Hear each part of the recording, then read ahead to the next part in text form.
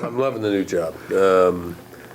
As you know, there's only 10 divisions in the Army. So, number one, it was just an absolute shock to have the privilege of commanding one of the divisions. First assignment to Fort Stewart, first assignment to the 3rd Infantry Division. I've worked a lot with dog-faced soldiers in the past.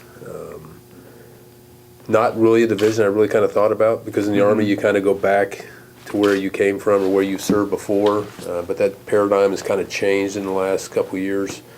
Heard a lot of great things about Stewart, heard a lot of great things about 3rd Infantry Division, storied division, great history, great soldiers, great leaders, but you just never really know till you get here. And everything's been absolutely confirmed, so we're just thrilled, not only with Division Command, but to have the opportunity and really the privilege of working with these soldiers. What's kept me in the Army is soldiers, and mostly young soldiers and young leaders. They are absolutely America's best. I mean, we're very privileged.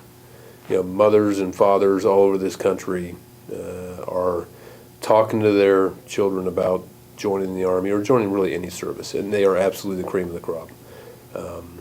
Go to work excited every day because I get the chance to work with them, and that's really what's kept me in the Army is the ability to continue to work with them and really see some impact on their life, positive impacts.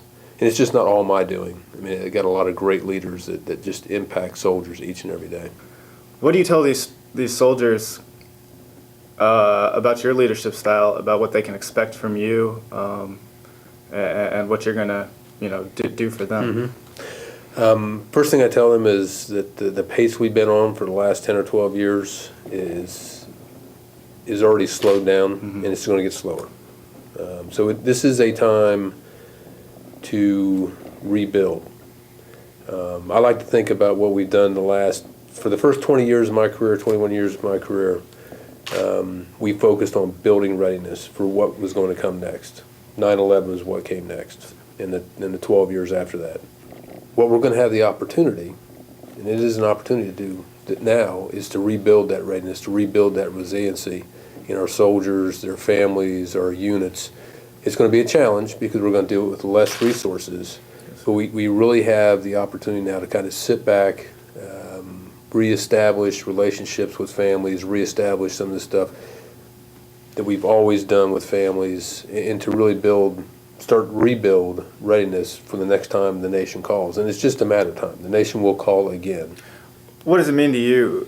You'll get to welcome them home in a couple of weeks. It's phenomenal. Yeah. I mean, there's nothing. It doesn't matter whether it's 2:30 in the morning or 10 o'clock in the morning or 2 o'clock in the afternoon. I mean, the ceremonies welcoming soldiers home and is by far the most enjoyable thing I do, no matter what time of day or night. And it's the soldiers, it's the family, and it's the combination. So when you say go get them, it's an amazing thing to sit back and watch.